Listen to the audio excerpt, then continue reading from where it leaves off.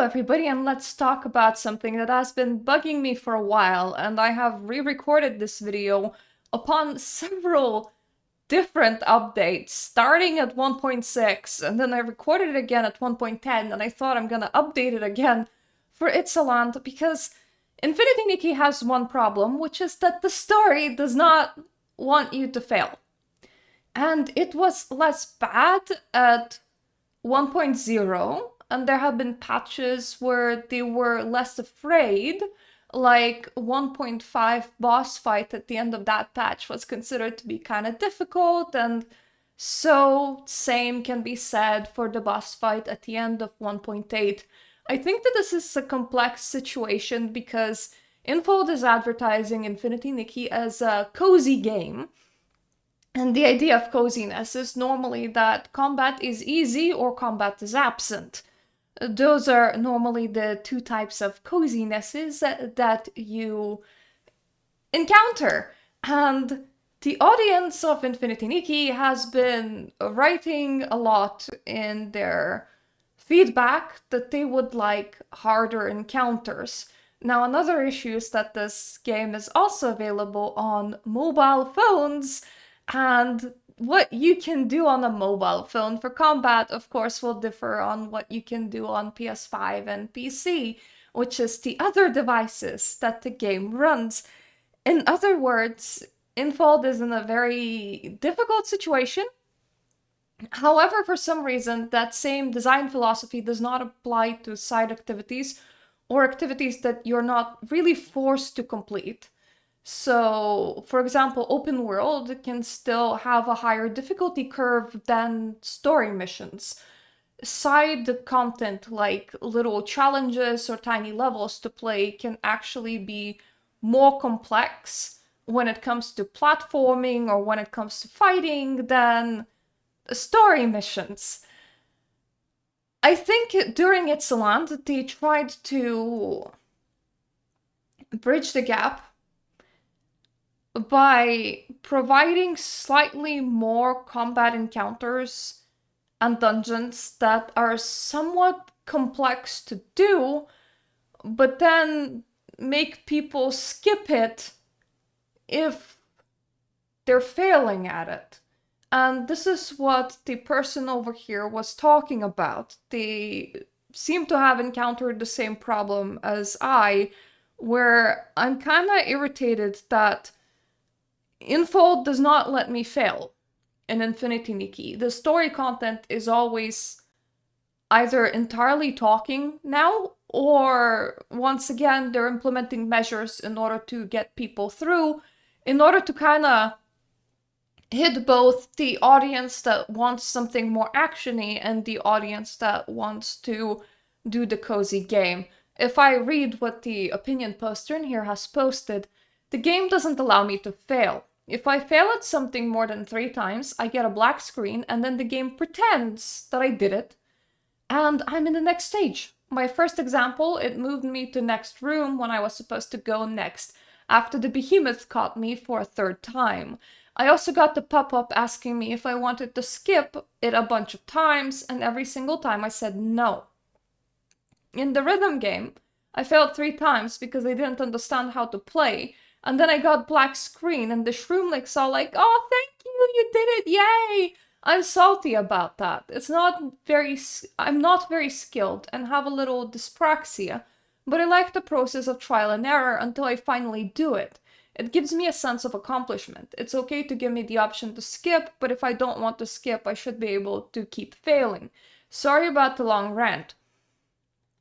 I feel similarly. I want there to be actiony content, and I want to have the time to figure it out.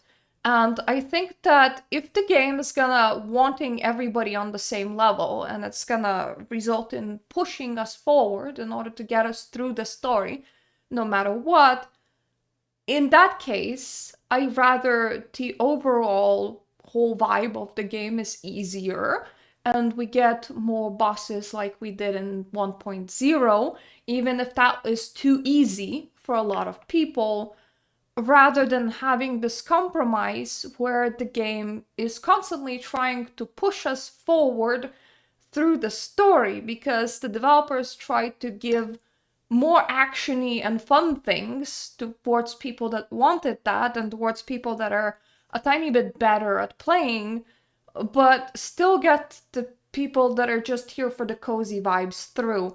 I think that when the game doesn't allow you to fail, it starts feeling very fake, very artificial, more like you're watching an interactive movie rather than actually engaging with a game whose aspect is well to be played. And I think that it is cheapening the experience. Now, the way that they're designing the bosses, I want to talk about this. This is Corrupted Guardian Beast boss fight, and it's a very epic boss fight. Okay, it's designed to be very flashy, but it's not very... First of all, it saves for you every 2 seconds. So you can't actually like fail the whole boss fight. You can fail like a tiny teeny interval and then the game will reset you. So there isn't really any stakes there. And secondly, in designing all the flashiness, they wanted the boss fight to feel flashy, but also something that people can actually play and not fail. As such, to me, the only boss fight that we have in 2.0 really comes off as a phone game. Where a lot of phone games will have this thing where it's like, press this, do this, just like tap on the screen. It feels more like that because you're auto-targeting the boss. Your character has quite a lot of health. So, it's hard to fail to begin with. And if you do fail, it barely resets at all. So really, as long as you keep on just tapping your spacebar or tapping your phone button, whatever it is, or tapping whatever you press on a controller on PS5, because this is auto-targeted, it can't fail. And I don't like design like this. I absolutely prefer the design that we had even for Baldi, okay? Where the boss would do a mechanic that you had the time to dodge, then like a weak point would open up and you would need to shoot it. Yes, it was very simplistic and it was entirely and completely not flashy, but if you failed Baldi, you failed. The game actually let you fail during 1.0. You got game over and you needed to start that fight all over again. And to mitigate that, we had potions that you would claim from the store for free every week, and I still have a whole bunch of those potions. So if you're not good enough to do Baldi, there are ways in the game to mitigate that not being good enough, and you still have items that can help you. So if you need those items, you can use them. I much prefer we have something that is mechanically firm, slow enough that even mobile players can play it, still fit the cozy vibes, rather than something that looks epic, but in the end is very cheap, because the game just wants you to get through the story. Therefore, you have to try hard to fail. And this is what I mean by cheap. Okay? I don't know if this is just me that gets this very mobile game vibe from this. I didn't dodge everything. I'm not entirely sure if it even matters or if you actually need to dodge all that much. It is auto-locked onto the enemy. So all you're doing in this is actually pressing the spacebar. I found this fight to be not only very easy, very unengaging, but it left me feeling kinda, I don't know, yucky once again. It suddenly didn't feel like I was playing this game on my PC. It didn't feel like I was playing this PC game. It suddenly felt like I was playing one of those mobile games that allow you to AFK farm. Like, I absolutely entirely can't imagine that with this kind of overlay, you could just get a Nikki bot going in order to get you some materials or something else. it reminded me of those kind of games, and I don't view them favorably because they feel cheap to me. This is all that I'm gonna show from that boss fight. I'm not gonna show you the full thing. It has several stages. When you're doing it through Realm of Breakthrough later on, it's only stage 1, which is another disappointment, because in stage 1 all you need to do is a bit of left or right platforming while you shoot forward. It's not terribly engaging is what I'm trying to say, and in my opinion Chigda fight that required you to go tiny and like dodge its walls coming towards you was more well thought out as a fight and a lot more engaging.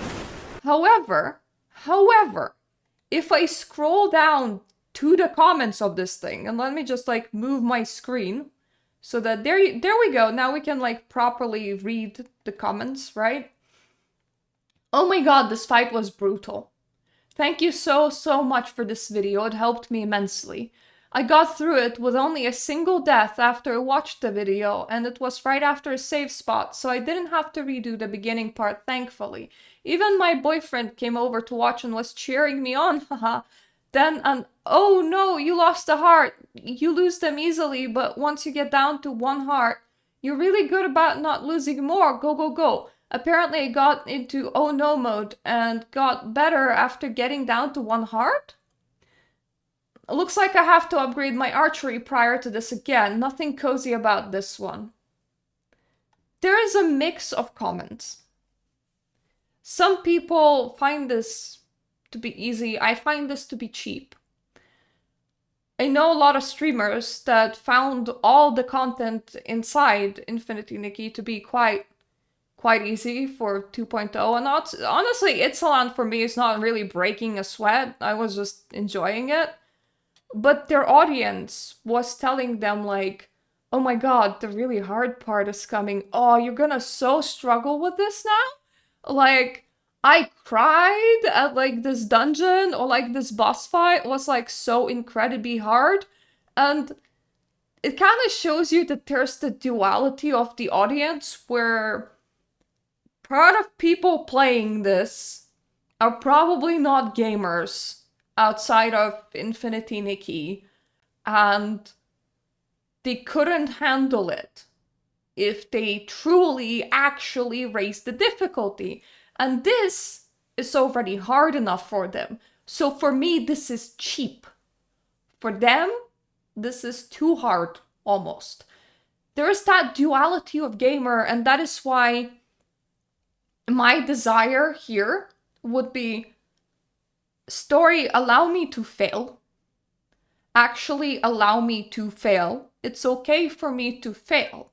Secondly, if you need to merge the two groups, one saying that this is very easy and the other one is finding difficulty or they're playing on a mobile phone, I'd rather we abandoned the epic looking boss fights that look really flashy, but in the end, all you're really doing is pressing the spacebar and it kind of feels like a mobile game.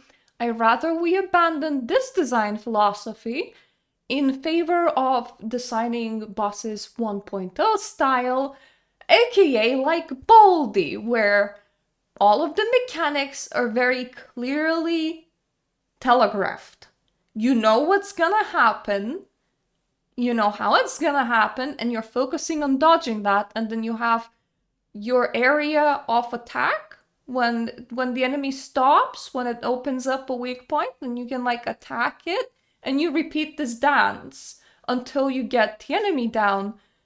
Yes, it's not hard combat, and the people that want hard combat probably wouldn't feel as engaged, but I would argue that this is also not combat. It looks flashy, it isn't actually flashy, and also I just rather the story didn't continue progressing us if we failed, because that's not a game, that's an interactive movie. There are people that like designing interactive movies. There are several games and several authors that sold they're games like that, but that goes against the whole what a game is for me. So if you need to keep your game easy for the story, that's okay. I can work with that. What I don't want is the story to usher us forward and to like push us forward and to cram us forward. And I also don't want fake bombastic whatever this is because it feels cheap and phone-like. I rather the design structure stayed the same as it was in 1.0. If you need to balance two groups of people, and I understand that that is hard, or you could make harder fights an optional side activity. That is also a possibility. However, in 1.6 and in 1.10, I ran into this problem where they sort of did that, where they have made a lot of like platforming and fighting all side activities. And the whole patch was just talking. I will say, playing a walking simulator where your whole story is just talking is equally as not engaging, so that is not what I'm asking for.